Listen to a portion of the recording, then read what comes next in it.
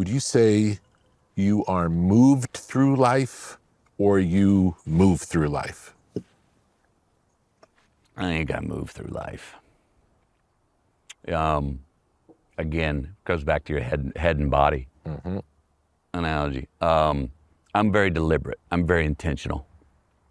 I have written many proverbial headlines and went and made that headline happen. I've set many goals and made that happen. Now, at the same time, spiritually, I haven't engineered finding my wife. Connections in life that were just divine. I didn't engineer those. I did engineer putting myself in a position to receive them. Yeah. I got conscious of that. Yeah. But like, dude, you got to take a road trip, or you got to take a walkabout. You need to go away solo. I'm lost. I'm going mad. You know enough to know that you're lost, and you need to take action. Yeah. So take action and go put yourself in a place where you're stuck with you. Yeah. And wrestle through it, draw blood, and until the divinity comes and the truth lands on you, that little butterfly lightning bolt that you go, whoa, that's true for now and all time. And so I've been conscious enough to know when I need to go put myself in that place, or even take a road trip, Yeah. I'm ahead of time. Yeah. What time is it? Is it 2 o'clock yet? And you're like, no, dude, it's just noon. Oh, you got to slow your roll, bro. You're 2 hours ahead of time, and you've only been up for 5 hours. Yeah. You need to get on time. But I think I move. Like, I believe to go to talk about like divinity or relationship spiritually. The times I've been heavily, like I believe, at times I've been heavily agnostic. There's no God. I've always felt like God was going, there you go. Way to put your hands on the wheel. Too many of us just lay back and go, Inshallah, if God's willing, hey, it's about fate. If it happens, it happens. My hunch is that's not, that if there is a God, he's going, well, yeah, but take responsibility for it. You can make choices that will have consequences, and put your hands on the wheel.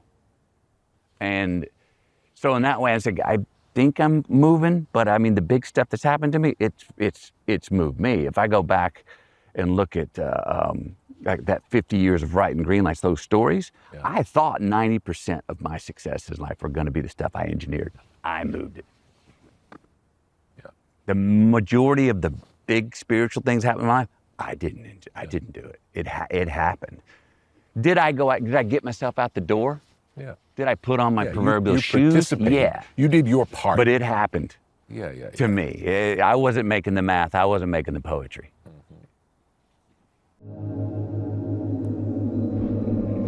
It's the unspeakable mystery, the representation of a sound wave from which everything springs. Tetragrammaton is an online collection of curated material. Is it a library or a gallery? A museum? An oracle? We hope to find out.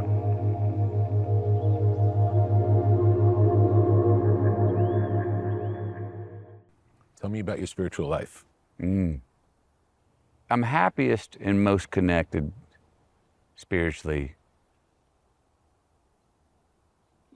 when all day, when I'm praying with my eyes open, when this is a prayer, when every exchange is a prayer. But truthfully, what do I also need? Yeah. Come Friday, I kind of need Sunday morning. I need that church. I need to go to that place to do inventory on the loved ones in my life, to do inventory on my week, to roll through my mental Rolodex and see the people I love in their truest form and just be like, I wish that for them. And then end on me, end on an image of myself, not Instagram happy, not just where I am. And if I can grasp that image, that's my final So let's take that to the week. But I need that Sunday. I need that ritual where I'm forced into going at the most, I'm number 2. You know what I mean? I need that humility. And I didn't, humility was a word that I struggled with for decades.